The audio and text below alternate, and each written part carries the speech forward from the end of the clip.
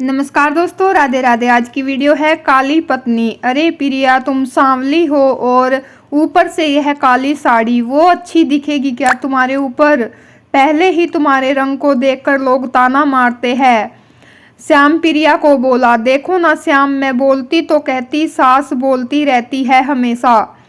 ऐसा लगता है जैसे कोवे को काला टीका लगाया हो। पति और सास का बोलना सुनकर जरा उदास हो गई। वो काली नहीं थी, कृष्ण वर्णीय और प्रिया नाक नक्शे में अच्छी थी, पर पति और सास कलर को लेकर प्रिया को हमेशा ताना मारते थे। क्या करेगा वो भी, वह गोरा और प्रिया कृष्ण वर्णीय।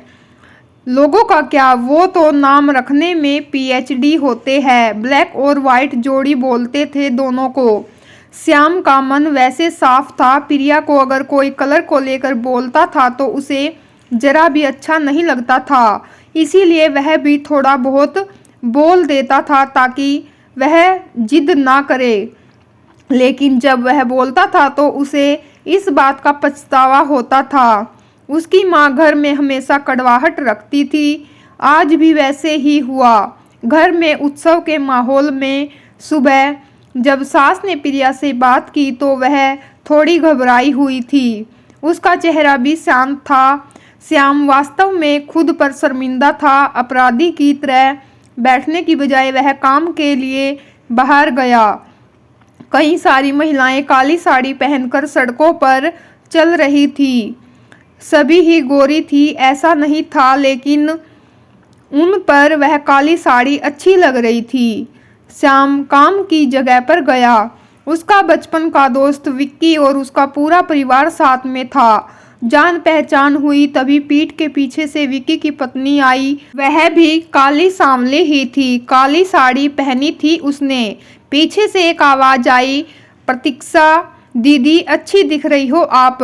आपकी साड़ी भी अच्छी है और आप भी। प्रतीक्षा के चेहरे पर खुशी आई। उससे ज्यादा विक्की खुश हो गया था।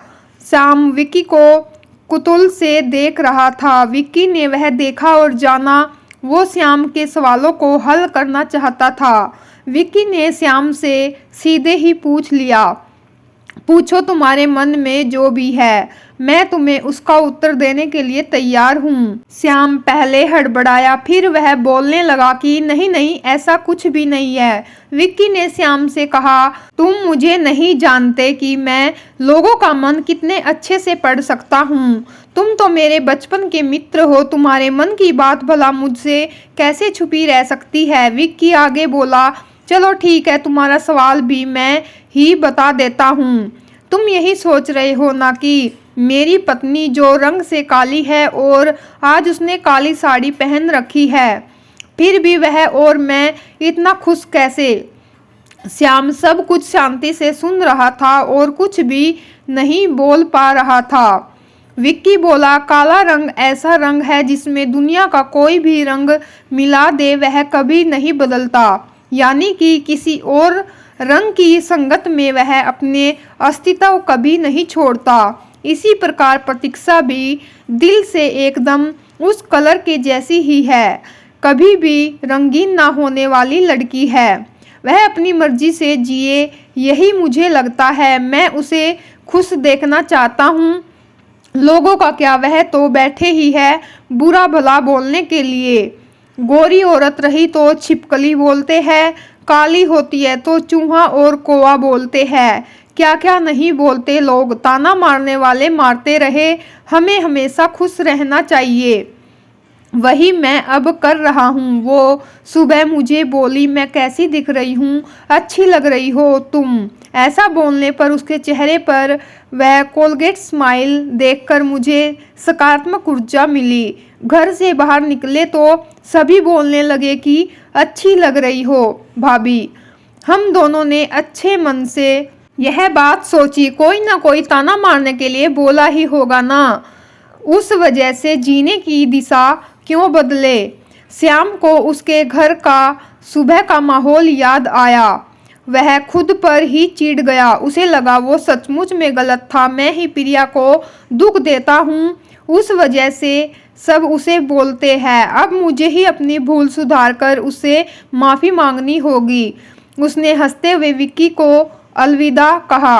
अपना काम निपटाकर वह एक साड़ी की दुकान पर गया। प्रिया के लिए उसने काले रंग की साड़ी ली और घर गया। घर जाने के बाद प्रिया शांत बैठी थी। उसने प्रिया को आवाज़ दी और साड़ी उसके हाथों में दे दी। प्रिया को जरा अलग ही लगा। उसने प्रश्नार्थक नजरों से श्याम की ओर देखा। उसने बॉक्स खोलकर देखा तो काले रंग की साड़ी थी। प्रिया, मैं लाया हूँ तुम्हारे लिए यह साड़ी, आज पहन के दिखाओ कैसी दिखती हो तुम। अच्छी नहीं लगी तो बदल देंगे साड़ी को। देखने तो दो कैसी दिखती हो तुम इस रंग में। प्रिया को जरा अच्छा लगा। चलो तैयार हो जाओ, जल्दी हम जरा बाहर जाकर आते हैं। एक क्लाइंट के पास जाना है, उन्होंने बुलाया है जोड़े में। श्याम का बोलना सुनकर रानी तैयार हो गई। काली साड़ी, उस पर हल्का सा मेकअप और लंबे बालों की चोटी। श्याम भी क्या, श्याम की माँ भी प्रिया को देखते ही रह गई। श्याम बोला, प्रिया सॉरी। हाँ, अरे लोगों की बातों में आकर मैं तुम्हें हमेशा बोलता रहा और खरा सौंदर्य किसमें है यह मैं भूल गया था। रंग दो ही है यह जानकर फिर जीना छोड़ दे क्या? अपनी खुद की पसंद छोड़ दे क्या? तुम्हें काले रंग की साड़ी पहनना बहुत अच्छा लगता है ना, पर मैं हमेशा तुम्हें टोकता रहा। अब मुझे समझ में आया कि किसी भी रंग में रंगते वक्त मन साफ हो तो खूबसूरती निखरती है। तुम चाहती हो वैसे ही जियो। मैं कभी भी तुम्हें नहीं बोलूँगा। और हाँ, सचमुच सुंदर दिखती हो तुम। तुम्हारे रंग पर अच्छा खिलता है यह काला रंग। प्रिया के चेहरे की लाली और भी ज्यादा बढ़ गई थी। यह बात सुनकर शर्मा कर वह श्याम को बोली, क्या आप भी? श्याम ने रानी का मुस्कुराता हुआ चेहरा देखा और उसके बदले हुए विचारों से श्याम खुश हुआ। मन ही मन श्याम ने विकी का धन्यवाद किया, क्योंकि यह परिवर्तन विकी के शब्दों द्वारा ही हुआ था। खूबसूरत दिखने के लिए खूबसूरत दिखना जरूरी नहीं है, बल्कि खूबसूरत सोच होना बहुत ज़रूरी है। इंसान का अगर मन सुंदर है तो इससे कोई फ़र्क नहीं पड़ता कि वह किस रंग का है। तो फ्रेंड्स, ये थी आज की वीडियो। आई होप आपको पसंद आई होगी। पसंद आए तो वीडियो को लाइक करें, शेयर करें। चैनल पर नहीं हो तो सब्सक्राइब जरूर कीजिएगा। फ्रेंड्स, मैं आप लोगों से मिलती हूँ नेक्स्ट वीडियो में। तब तक के लिए राधे राधे, जय माता दी।